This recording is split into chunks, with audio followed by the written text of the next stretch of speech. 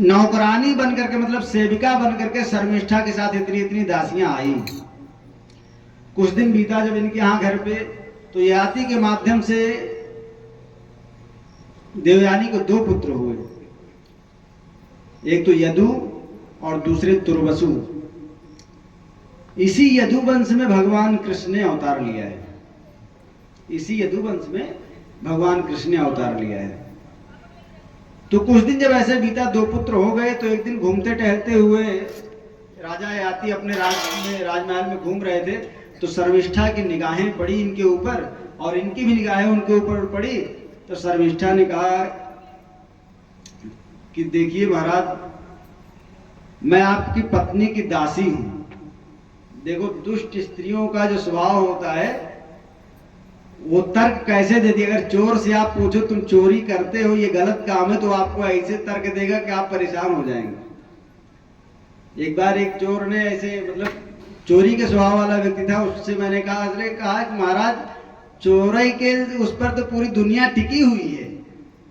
चोर ही पूरी दुनिया का अर्थव्यवस्था है। अगर ये बताओ चोर ना होते तो लोग अपने घर में दरवाजा नहीं लगाते, और दरवाजा नहीं लगाते तो बताओ इतने इतने बेचारे बढ़ई होते हो, इतना काम करते हो, लकड़ी कहाँ से लाते, और लकड़ी जब ना होती तो इतना इतना जो फर्नीचर काम होता है कैसे हो पाता।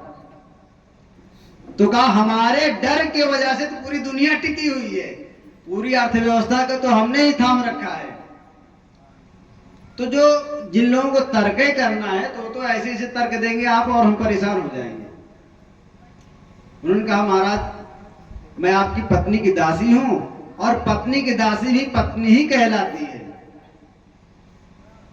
तो ययाति का भी मन था कि हाँ ये बात सही कह रही, क्योंकि जब जिनके मन में कामी, क्रोधी, लोभी, ये तीनों एक समान होते हैं, इनके मन में जो आता है वो तर्क के हिसाब से सुसिद्ध करना चाहते हैं, उसको करने का प्रयास करते हैं। उन्होंने कहा तुम सही कह रही हो, चलो ठीक है, तुम हमको अपना पति बनाना चाहते हो, हमारी भी इच्छा है। तो उसके साथ भी उन्होंने जो है संबंध बना करके 3 पुत्र उत्पन्न किए। 3 पुत्र उत्पन्न किए। अब जब 3 पुत्र उत्पन्न हुए, तब एक दिन देवयानी ऐसे घूमते टहलते राजमहल में देखा कि 3 बच्चे और खेल रहे हैं और राजा के समान दिख रहे हैं। तब उन्होंने उन बच्चों को बुलाकर पूछा कि बेटा तुम किसके पुत्र हो। तो उसने इशारा किया, ये हमारी माता दी है शर्मिष्ठा को। और शर्मिष्ठा के गले पड़ गई जो है देवयानी की, ये बताओ तुम दासी बन करके हमारी आए थे और तुम्हारे पुत्र कैसे हुआ। शर्मिष्ठा ने बताया कि हमसे ऐसे ऐसे अपराध हुआ है। अब देवयानी तुरंत ही गुस्से की मारा जो है,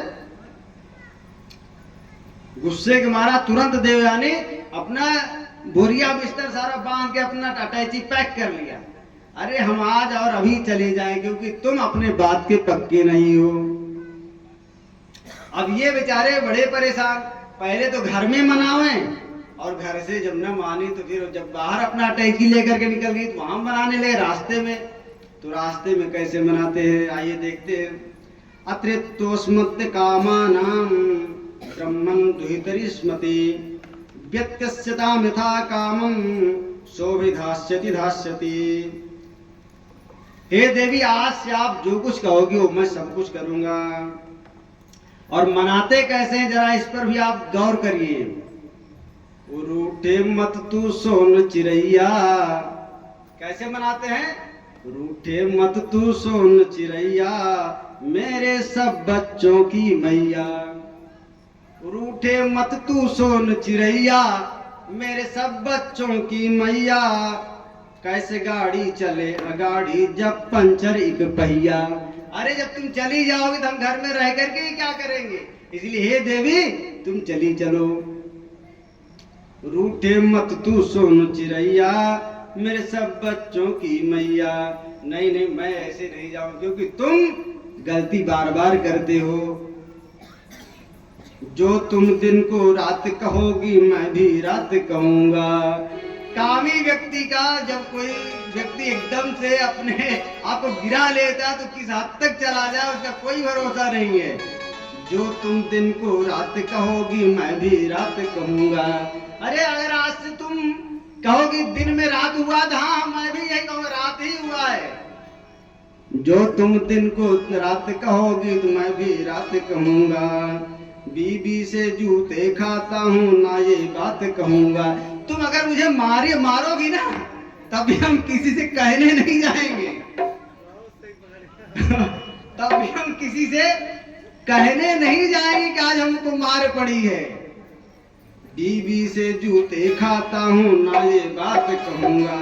रूठे मत तू सोन चिड़ैया, रूठे मत तू सोन चिड़ैया, मेरे सब बच्चों की मैया। आप रूठो मत, घर चली। नहीं नहीं, मैं नहीं जाऊंगी, अब तो अपने घर पे ही चली जाऊंगी। मेरे प्राण बचा ले मेरी शनि देव की ढैया। क्या कह रहे हैं? अरे हमारे ऊपर ढैया लग गई है शनि की, उससे तुम हमारी रक्षा कर लो। हे देवी तुम घर पे चली चलो। अरे नहीं नहीं, मैं ऐसे नहीं जाने वाली हूँ। ये देवी मैं अब क्या लूंगा तेरे ही आदर पे। अब तुम जो जो कहोगी, अगर कहोगी हमारे लिए इतनी अच्छी अच्छी साड़ी लेकर के आओ तो मैं भी वही करूंगा। जो तुम कहोगी वो सब मैं करूंगा, जो तुम कहोगी वो सब मैं ला करके रख दूंगा। लेकिन तुम घर पे चली चलो। या बछड़ा की जान बचा ले आज मर कही गैया। हे मर कही गैया, हे देवी जी तू रूठो मत, आज हमारी जान बचा लो। या बछड़ा की जान बचा ले आज मर कही गैया, चौका बर्तन झाड़ू पोंछा हंस हंस कर लूंगा। हे देवी तुम चाहो तो एकदम अपना देवी बन करके बैठी रहना, जितना चौका बर्तन हम सब कर लेंगे, मैं सब कर लूंगा। लेकिन तुम अपने घर पे चली चलो। सरेआम तुम गाली देना कभी न उत्तर दूंगा। चाहे चौराहे खड़ी हो गए गरीबों तब हम कुछ न कहे, सब तार बात मन में, लेकिन तू चली चला। तू सच्ची देवी पार लगा मेरी नैया। हे देवी तुम ही सच्ची हो, हम तुमको देवी मान करके अब तुम्हारी पूजा करें, लेकिन तुम हमारी इस नैया को पार लगा लो, कैसी भी करके घर चली चलो। किसी भी बात से बनी नहीं, इतनी प्रार्थना करने पर भी बात बनी नहीं। और जब बात नहीं बनी तब क्या हुआ कि ययाति जब अपने ससुराल पहुंचे अपने देवयानी के साथ में, जैसे ही देवयानी ने अपने पिताजी से बताया शुक्राचार्य से इसने ये अपराध किया है, तुरंत शुक्राचार्य ने क्या किया, कहा आज से तुम बूढ़े हो जाओ। शुक्राचार्य ने तुरंत श्राप दे दिया, आज से तुम बूढ़े हो जाओ। अब जवानी बेचारे बूढ़े हो गए, अब तो और आफत। अरे कहा कि तुरंत ययाति ने कहा महाराज ये बताओ आप इतने बड़े विद्वान होकर के ये तो आपने जो मुझे बूढ़ा कर दिया, ये बताओ तुम्हारी पुत्री के लिए सुख देगा या हमारे लिए सुख देगा या घर के लिए सुख देगा या तुम्हारे लिए सुख देगा? अरे तुम्हारी पुत्री तुम्हारे घर पे अगर रहेगी तब भी लोग क्या कहेंगे? आपको भी लज्जा आनी चाहिए। शुक्राचार्य को बात समझ में आ गई, बात तो हमारा दामाद सही कह रहा है। अच्छा ठीक है, तुम ऐसा करो अपने घर पे चले जाओ, मैं तुम्हें एक व्यवस्था देता हूँ, एक आशीर्वाद देता हूँ। कौन सा आशीर्वाद? कौन सा आशीर्वाद देता हूँ? जाओ तुम जिससे कह दोगे, जिससे कह दोगे कि तुम अपनी जवानी दे दो, हमारा बुढ़ापा ले लो, अगर कोई अपनी इच्छा से दे दिया तो तुम जवान हो जाओगे, वो व्यक्ति बूढ़ा हो जाएगा। तब उस टाइम पर ये सब सुविधा थी, आजकल नहीं है। आप लोग मन में खुश मत होइए, आजकल ये सुविधा खत्म हो गई है, तब ये सब सुविधा थी। शुक्राचार्य ने वैसे जो है आशीर्वाद दिया उनको, जाकर के तुम किसी से अपनी बुढ़ापा को दे करके अवस्था को ले लो। अब आकर के पहले बेचारे राज्य में अपने ढिंडोरा पिटवा दिया, अरे भैया कोई हमारा बुढ़ापा ले सकता है, अपनी जवानी दे सकता है। तब कोई राज्य में तैयार नहीं हुआ। अपने अब सबसे जो हितैषी व्यक्ति किसको मानता? अपने घर वालों को मानता। आकर के अपने पांचों पुत्रों को बुलाया, पहले यदु से कहा बेटा यदु देखो आपके नाना जी ने हमको बूढ़ा बना दिया है, लेकिन एक व्यवस्था दिया, अगर तुम चाहो तो अपनी जवानी मुझे दे दो और हमारा बुढ़ापा तुम ले लो। यदु धर्मशीलस्य, यदि एक धर्मशील महात्मा है, धर्मशील राजा हैं, इसलिए यदु ने कहा कि महाराज आप हमारी युवावस्था को लेकर के और हमको बूढ़ा कर दोगे। हम तो अभी संसार को ठीक से देखे भी नहीं हैं, और मैंने अभी कोई ना तो जब तब किया भी नहीं। अगर मर गया कहीं बुढ़ापे में, तब तो मैं कहाँ जाऊंगा, कोई भरोसा नहीं। इसलिए इस संसार में आया हूं अपने आप को सही बनाने के लिए, क्योंकि लास्ट वाला जीवन मनुष्य की मिलता है, और मनुष्य का तन पा करके अगर मैंने गड़बड़ कर दिया, तब तो फिर से हमको पुनरप जन्म पुनरप मरणम, फिर से हमको यहीं आना पड़ेगा। उनका महाराज ऐसे तो काम चलेगा नहीं। हे पिताजी, मैं ऐसा नहीं कर पाऊंगा, आप अपना बुढ़ापा लेकर के कहीं और जाइए। सभी पुत्रों से कहा, लेकिन कोई नहीं दिया। जो सबसे छोटा पुत्र था पुरु, शर्मिष्ठा का जो पुत्र पुरु था, पुरु से कहा, बेटा तुम अपनी जवानी मुझे दे दो, बुढ़ापा ले लो। ये भागवत की कथा है। कहा तो अपनी जवानी ले लो और बुढ़ापा दे दो। ये कथा मैं कहीं अलग से नहीं बता रहा हूं, ये कथा भागवत की कथा है। तो पुरु ने कहा, हे पिताजी, ये आपका जो शरीर है, अभी कल व्यास जी ने बताया था कि एक नाम इसका तनय है, एक नाम इसका इस शरीर का तनय है। पिता का ही शरीर ये पुत्र का होता है, माता पिता की ही शरीर है। इसलिए आपकी सेवा में अगर मुझे अपनी जीवावस्था देना पड़े, तो मैं अपनी युवावस्था को आपको दे रहा हूं, और आप अपना बुढ़ापा मुझे दे दीजिए। हर्ष के साथ स्वीकार कर लिया। और जब युवावस्था को हो गए, बहुत दिनों तक इन्होंने राजभोग किया। राज को भोगते भोगते ये बेचारे परेशान हो गए, राज को भोगते भोगते परेशान हो गए।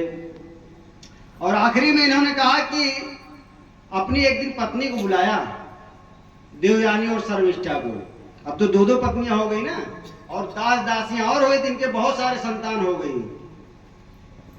दास दासियां थी, वो सब भी इनकी पत्नी ही बनी, और शर्मिष्ठा देवयानी तो मुख्य पत्नी थी। तो इनको दोनों को बुला करके कहा कि हे देवी, एक मैं तुम्हें कथा बता रहा हूं, एक कहानी बता रहा हूं। एक था बकरा, और एक दिन क्या हुआ, बकरा जा रहा था, एक कुएं में एक बकरी गिरी थी। उस बकरे ने मैंने कहा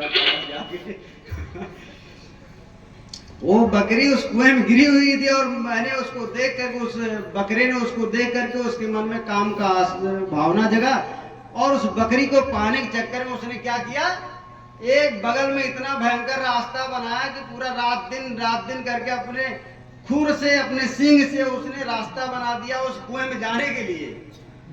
इतना मेहनत करके कुएं में चला गया। वो कुएं में जा करके वहां से उस बकरी को निकाल करके ले आया, और निकाल करके जैसे लाया तो क्या देखा कि उस बकरी के साथ में बहुत सारी और बकरियां थी। अब बकरी ने कहा कि आपने हमको ग्रहण किया, आपने हमको बचाया है, इसलिए अब हम कहीं और जाने वाली नहीं, अब आप ही हमारे पति देव हो। अब जब उस बकरी ने कहा आप ही हमारे पति देव हो, तो और जो बकरियां थी, उसकी जो हजारों बकरियां थी उसके साथ में, उसने कहा देखो मैं इनकी सेविका हूं, इनकी सहेली हूं, इसलिए अब हम भी तुम्हारी पत्नी हैं। उस बकरे को 1000 पत्नियां मिल गई, 1000 बकरी उसके साथ हो गई। एक दिन क्या हुआ कि बकरी थोड़ा सा खिन्न मनस्क हो गई, क्योंकि बकरी जैसे इच्छा थी उसको, उसके अनुसार उन्होंने काम नहीं किया। तो भी अपने ननिहाल चली गई, अपने मायके चली गई। और जब मायके गई, जो उसको पालने वाला था उसने क्या किया, उसका ऑपरेशन कर दिया। कहा न रहेगा बांस न बजेगी बांसुरी, उसका जो ऑपरेशन कर दिया, तब तो बड़ा परेशान हुआ। बकरे ने कहा कि आपने तो बड़ा अन्याय कर दिया, ये से सृष्टि रुक जाएगी पूरी, अरे हमारा बकरा बकरी खानदान समाप्त हो जाएगा। तब उसने कहा चलो कोई बात नहीं, हम तुमको दोबारा सही कर देते हैं। दोबारा उसने सही किया, और एक दिन क्या हुआ कि वह बकरा ऐसे परेशान होते होते भोगते भोगते वह मर गया।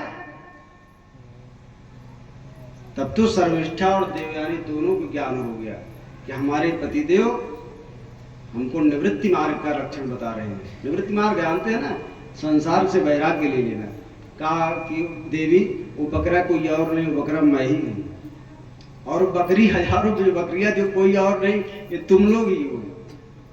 आज इतने वर्षों से, हजारों वर्षों से हम लोग साथ में हैं, लेकिन अभी तक हमारी इच्छाएं ही नहीं समाप्त हुई।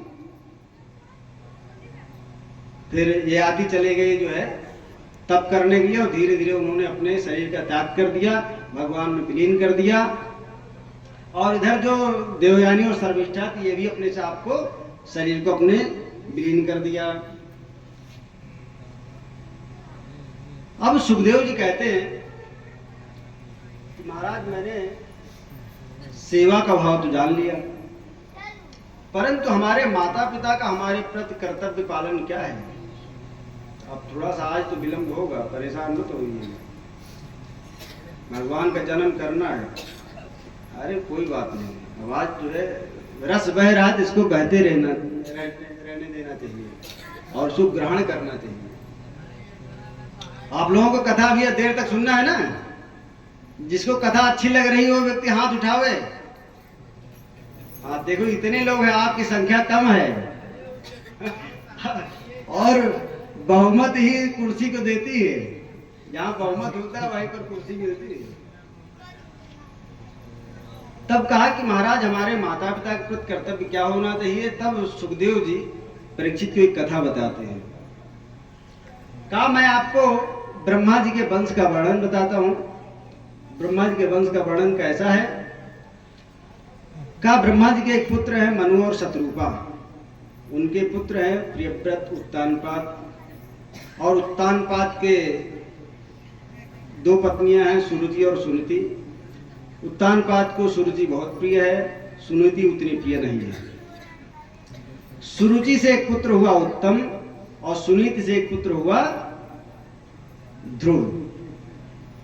एक दिन क्या हुआ कि अब सुनीति को उन्होंने घर से निकाल दिया था, क्योंकि सुनीति कोई पुत्र नहीं हो रहा था, तो जंगल में रहती थी। उसके सेवा के लिए जो है और संसाधन की व्यवस्था उन्होंने कर दिया था उत्तानपाद ने। लेकिन सुरुचि को इतना प्रिय थी कि उसको राजमहल में उन्होंने रखा था। एक दिन ध्रुव खेलते खेलते अपने पिता के दर्शन के लिए गया राजमहल में, और देखा उत्तम को उन्होंने अपने गले से लगा करके बैठाया हुआ है। तो उसकी भी इच्छा हुई कि हम भी जो है पिताजी के साथ गोद में बैठ जाएं।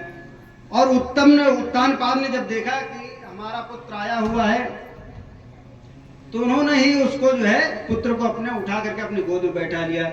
लेकिन जैसे सुरुचि आई तुरंत ही ध्रुव को बहुत डांटने लगी, और कहा कि अगर तुमको इस राजगद्दी पर बैठना है, तुमको पहले हमारे कोख से जन्म लेना पड़ेगा। पहले जाओ तुम तप करो, पहले जाओ तुम ऐसा कुछ करो कि हमारे गर्भ से जन्म लो। और ये बातें ध्रुव को बहुत जो है घाव कर गई उनके हृदय में, क्योंकि बच्चों का जो हृदय होता है वह निर्मल होता है।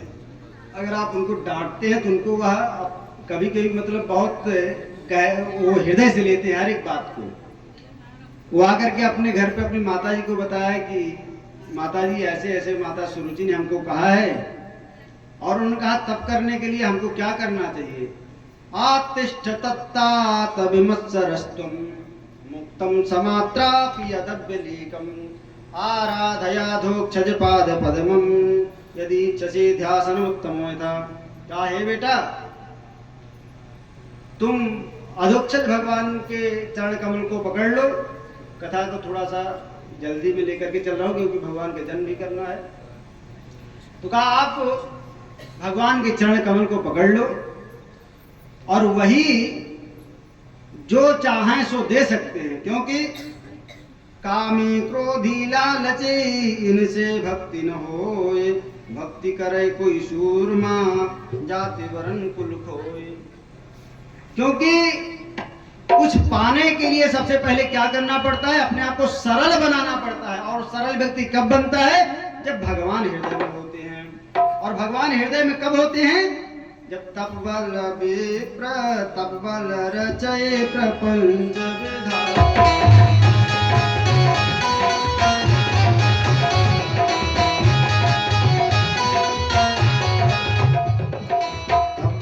विष्णु सकल जगदाता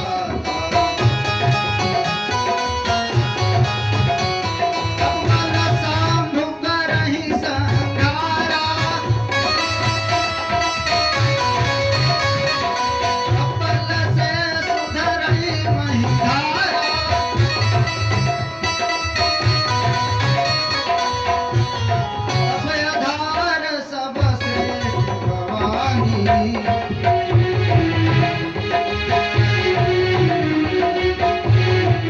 रह जाए तपु बस दिन जान।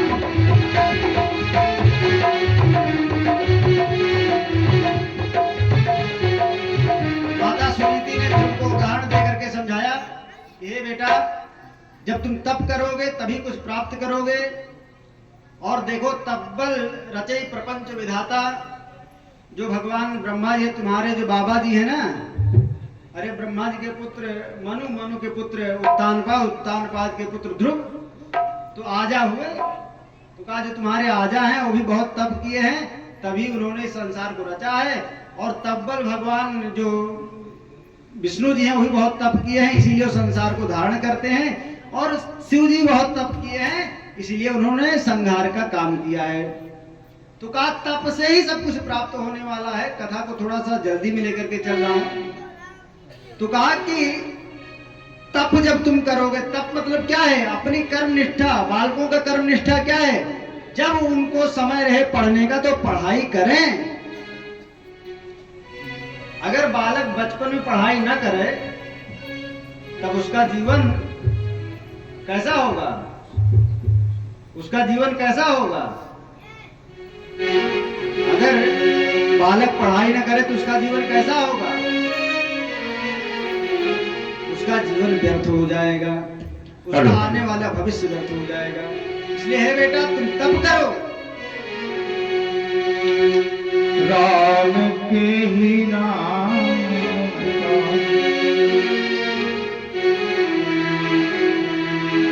राम के ही नाम का मैं तो दीवाना हो चुका।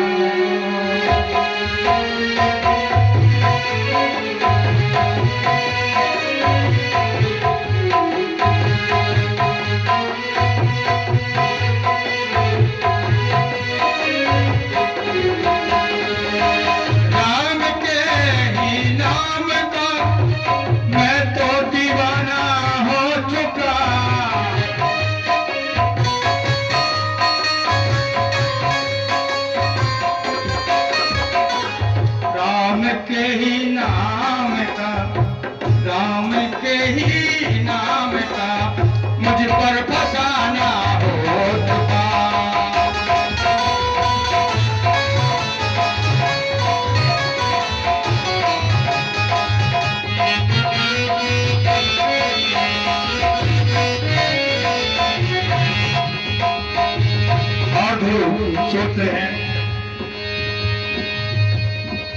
यार छोना बाज फिर मौका मिले या ना मिले।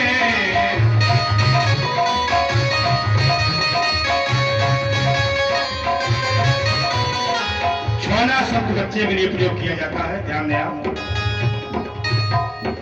यार छोना बाज फिर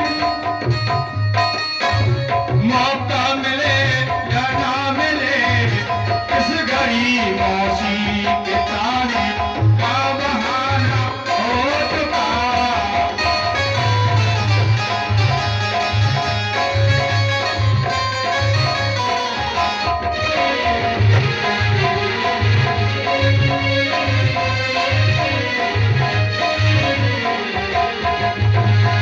राम के ही नाम का मैं तो दीवाना हो चुका। राम के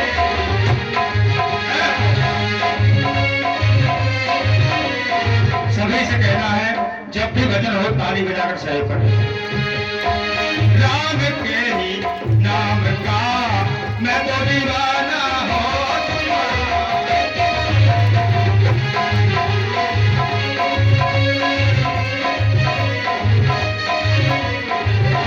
दूसरी बात, फेंक कर पोशाक जेवर और रंग लिया भगवत को सन।